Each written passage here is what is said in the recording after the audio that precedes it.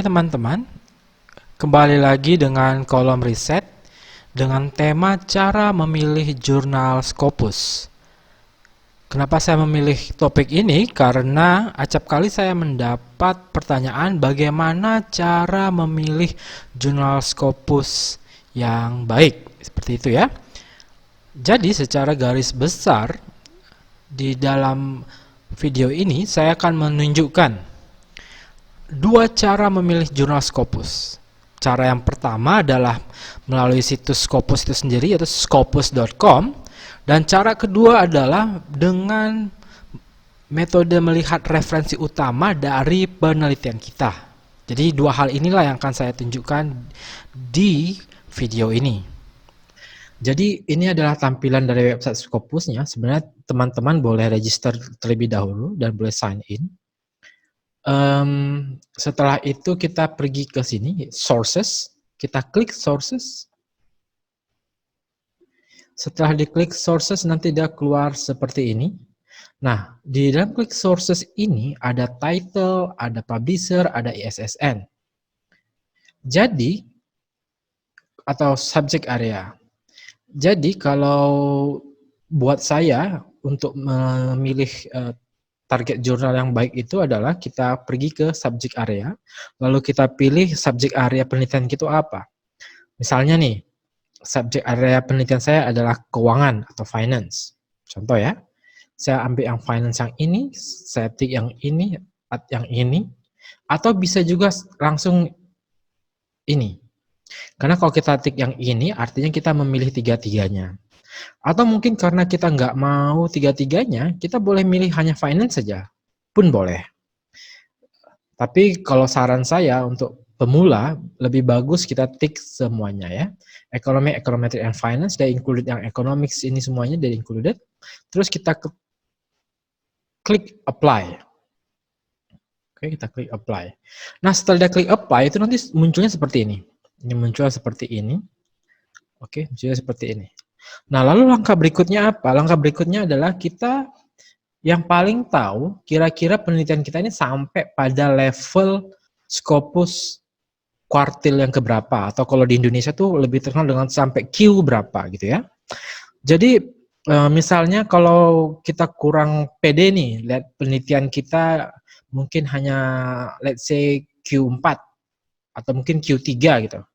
Yang bisa teman-teman lakukan adalah kita klik yang ini, misalnya kita mau targetkan Q3 ya, kalau saran saya, kalau targetnya Q3, klik Q3 dan juga klik Q4, jika target kita adalah Q3.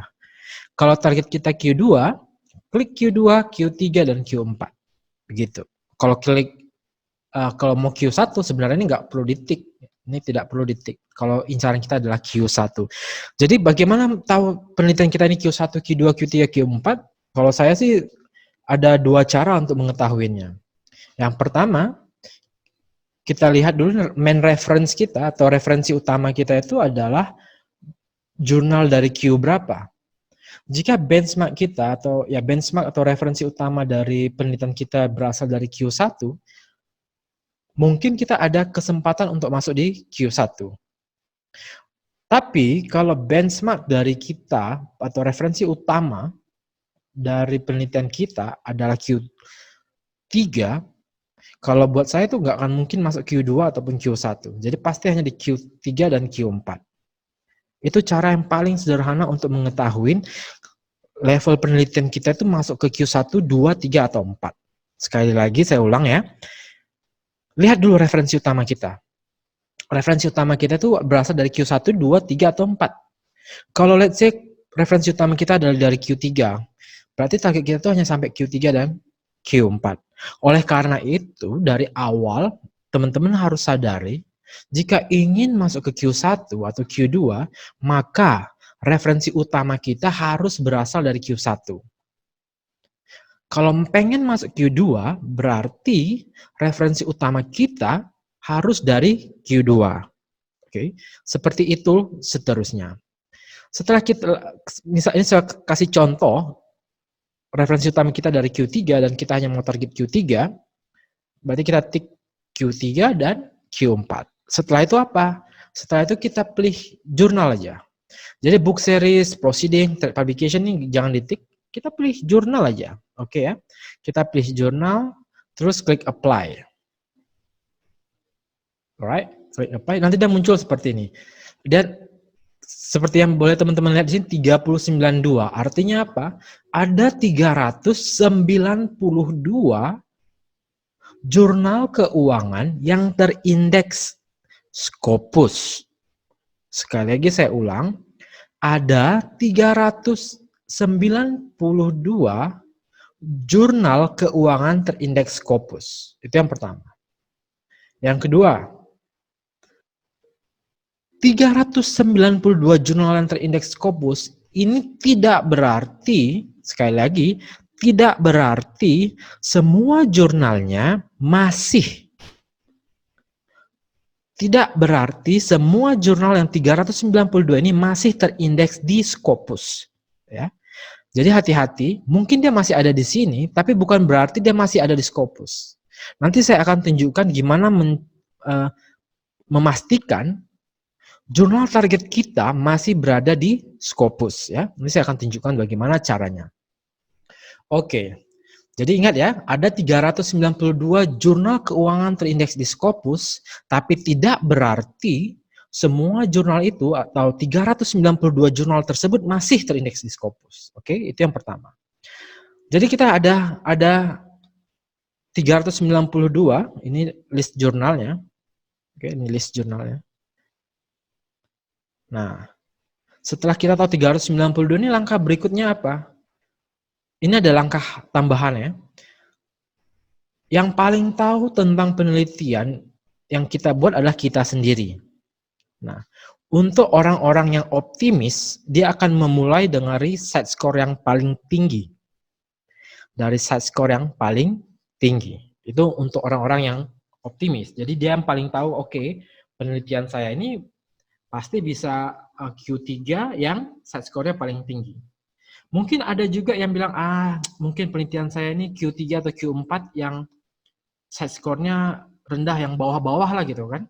Yang bawah-bawah. Jadi kalau mau lihat yang bawah-bawah, kita tadi klik set score. Nah, jadi ini adalah pilihannya. Ini adalah pilihannya.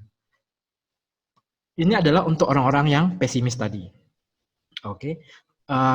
Misalnya kita ini adalah bagian dari orang-orang yang optimis. Jadi kita lihat dari ranking yang pertama. Dan saya memang sarankan lihat dulu dari ranking yang pertama. Setelah itu, setelah kita lihat, ini adalah list jurnalnya. Ini adalah list jurnalnya. Maka apakah langkah berikutnya? Langkah berikutnya adalah kita pilih jurnal tujuan kita yang paling mendekati dengan tema penelitian. Kalau tidak ada sesuai dengan penelitian, kita boleh pilih secara random sebenarnya, secara random. Oke. Tapi misalnya nih, penelitiannya tentang harga saham gitu ya. Tentang harga saham yang nggak mungkin kan kita masukin ke International Journal of Sport Finance kan ya. Atau nggak mungkin juga di Public Budgeting and Finance gitu ya. Tapi mungkin di International Review of Finance atau Study in Economics and Finance tuh. Atau penelitiannya tentang industri properti. Kalau industri properti kan nggak mungkin ya untuk masuk ke nomor 5 atau nomor 6 ini, tapi dia mungkin dimasuk ke nomor 8. Nah, jadi kalau memang nggak kan di dalam jurnalnya itu, di dalam nama jurnalnya akan menunjukkan topiknya. Jadi kalau kira-kira penelitian kita itu tentang harga saham gitu ya, tentu aja kita nggak bisa masuk ke nomor 5, nomor 6, dan nomor 8. Jadi artinya masalah atau waktu kita memilih secara acak, pilihlah jurnal yang sekali lagi yang sifatnya lebih general. Hanya ada dari UGM punya, Gamma IJB, yang lebih general. Contohnya, ini kan nama Journal of Financial Research. Artinya apa? Artinya kemungkinan besar jurnal ini adalah jurnal yang general untuk bidang keuangan. Untuk bidang keuangan. Jadi kan tadi kita udah lihat jurnal keuangan. Jadi beberapa jurnal keuangan ini ada jurnal yang spesifik. Misalnya tadi apa? Misalnya tadi Sport Finance. Atau tadi ada China Finance. ada tentang property and constructions. Ya, kalau penelitian kita tidak tentang sport finance, ya jangan kirim ke sport finance.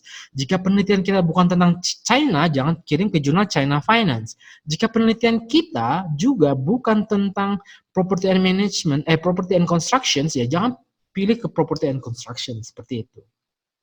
Pilihlah tema-tema yang, bukan tema-tema ya, pilihlah judul yang lebih bersifat umum, misalnya Journal of Financial Research. Setelah kita klik, dia akan pop up seperti ini. Nah, publishernya Wiley Blackwell. Coverage year-nya 1978 to present. Apa makna dari to present? Makna to present artinya jurnal ini sampai sekarang belum dikeluarkan dari Scopus. Artinya sampai sekarang jurnal ini masih terindeks di Scopus. Ini tadi yang saya bilang, hati-hati dalam memilih jurnal. Karena dari 392 yang tadi itu, kan kita tadi ada 392 jurnal keuangan. Bukan berarti semuanya masih terindeks di Scopus. Oke, bukan berarti semua masih terindeks di Scopus. Jadi cara memeriksanya gimana? Cara memeriksanya adalah kita cek di sini. Scopus covers years, jadi dia ternyata sampai to present. Artinya dia sampai sekarang masih terindeks di Scopus, ya, begitu. Publishernya Wiley dan Blackwell. Kenapa publisher itu penting? Buat saya seperti ini. Kalau saya, mungkin terutama yang udah pernah publish di Scopus sekali atau 2 kali, jika Bapak dan Ibu atau teman-teman semuanya sudah pernah publish di Scopus 1 atau 2 kali, untuk publikasi yang ketiga atau publikasi yang keempat, pilihlah jurnal yang dipublikasikan oleh publisher-publisher yang terkenal dan ternama. Misalnya Wiley Blackwell, Elsevier, Emerald, ya, Taylor and Francis, Sage, Springer, seperti itu. Atau mungkin yang dipublish oleh universitas-universitas. Misalnya tadi ya, Gamma IJB itu Gajah Mada dari UGM. Atau di tempat saya di Unimas kita ada IJBS, itu International Journal of Business and Society. Itu Scopus Q3 juga. Jadi atau di USM itu ada Asian Academy of Management. Itu pun boleh juga. Tapi jangan pilih jurnal, sekali lagi, jangan pilih jurnal kalau sudah pernah publish sekali atau 2 kali ya. Jangan pernah pilih jurnal yang publishernya itu kurang baik. Seperti itu.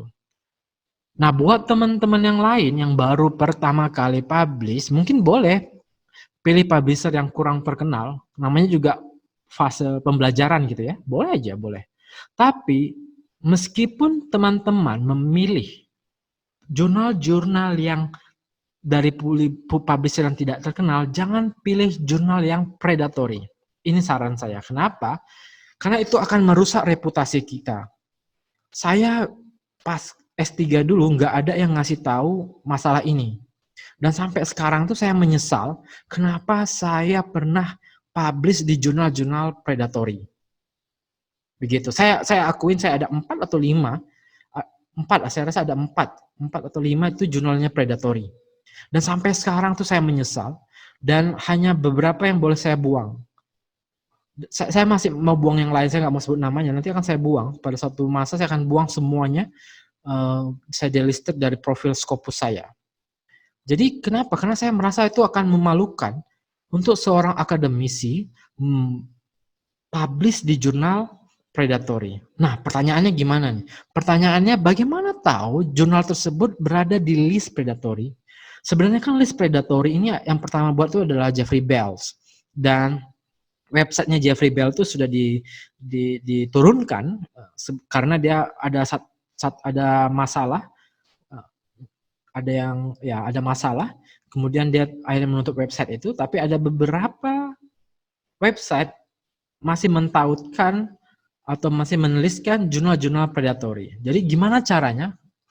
Teman-teman pergi aja ke Google, sampai di Google tuh nanti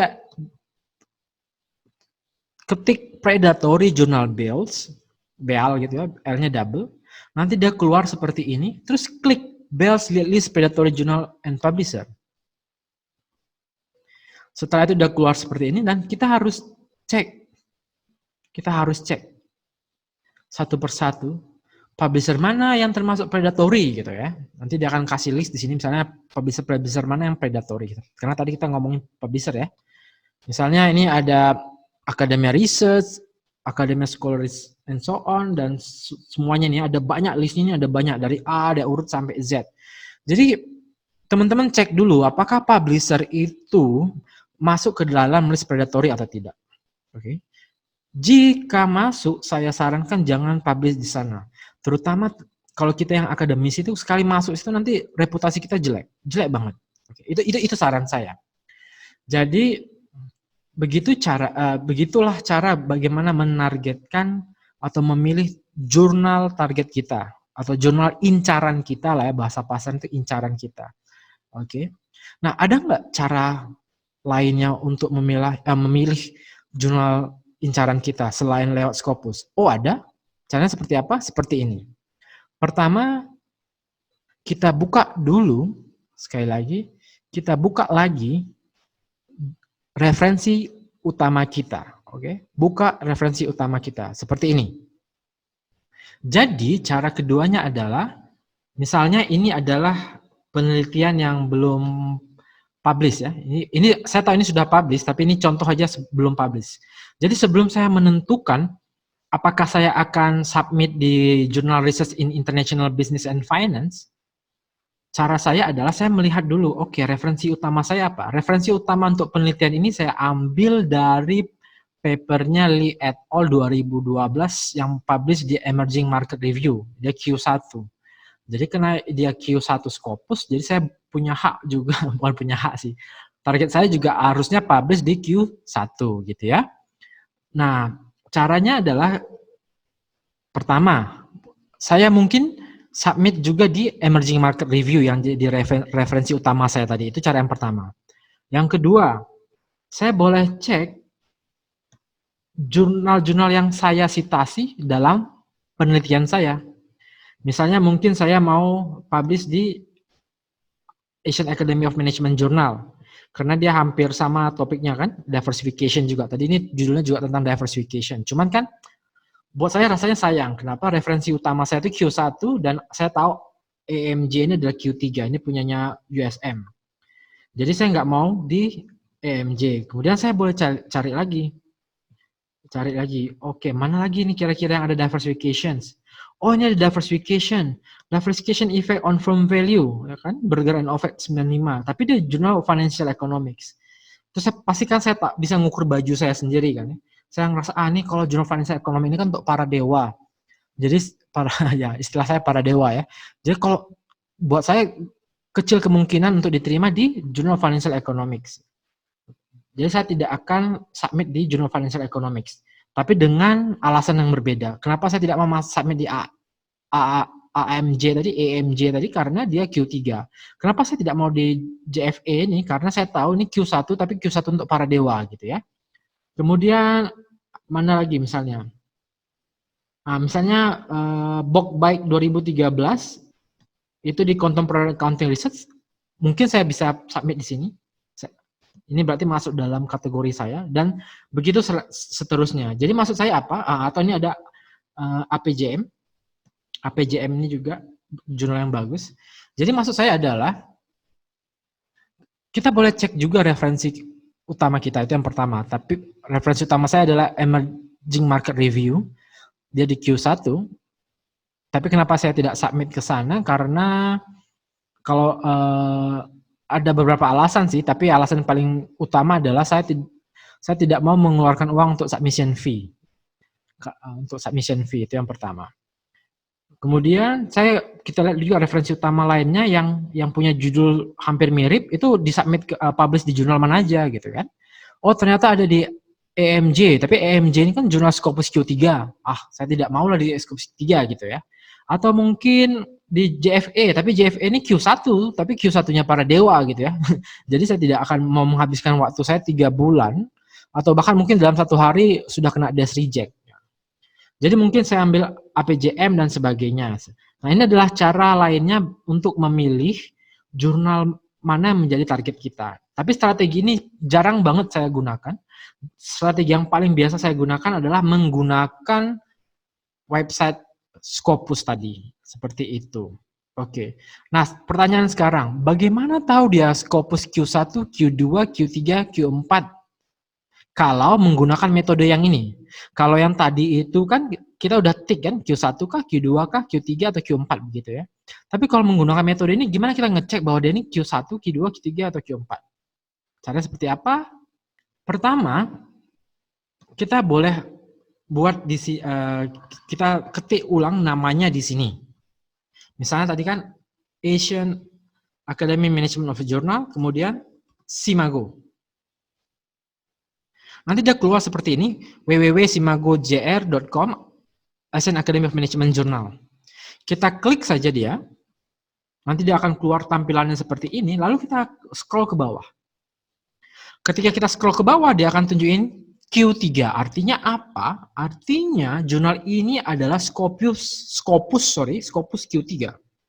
Itu yang pertama. Misalnya ambil contoh yang lain tadi yang saya cerita adalah apa tadi jurnalnya? Misalnya kita boleh contoh jurnal yang lain seperti Journal of Financial Economic. Ini memang Q1 tapi Q1-nya para dewa gitu. Jadi Q1 itu ada tahapannya lagi, ada untuk para dewa keuangan, ada yang top scholar, ada yang biasa-biasa gitu. Kalau saya nggak berani ambil untuk yang para dewa. Kenapa? Karena saya boleh tahu, oh paper saya ini atau penelitian saya ini belum tahap itu gitu. Nah ini dia Journal Financial Economic yang tadi. Kita klik. Kita boleh lihat dia di Q1. Sekali lagi ini Q1-nya para dewa ya. Atau mungkin bidang akuntansi. Tapi kita nggak tahu, aduh nih bidang akuntansi apa ya kira-kira gitu. Nggak tahu nama precise namanya apa. Kita boleh klik aja apa aja di sini. Misalnya accounting education. Contoh ya, contoh. Nanti dia keluar seperti ini dan kita tinggal pilih gitu, tinggal pilih. Oh, ternyata jurnal-jurnal accounting education tuh ada ini, ada 4. Dan kebetulan semuanya publishernya bagus-bagus ya. Ada Emerald, Taylor & Francis, and Elsevier. Misalnya kita mau di accounting education, ya kita klik aja. Kita klik accounting education, terus kita scroll ke bawah, ada Q berapa? Q2. Oke, accounting education Q2. Apakah dia masih Scopus juga boleh cek di sini sih. Kita lihat apakah dia masih Scopus, kita lihat, nah ini dia, coverage. Coverage dia masih 2008 and ongoing. Artinya apa? Sampai sekarang dia masih terindeks di Scopus. Ya. Begitu saja.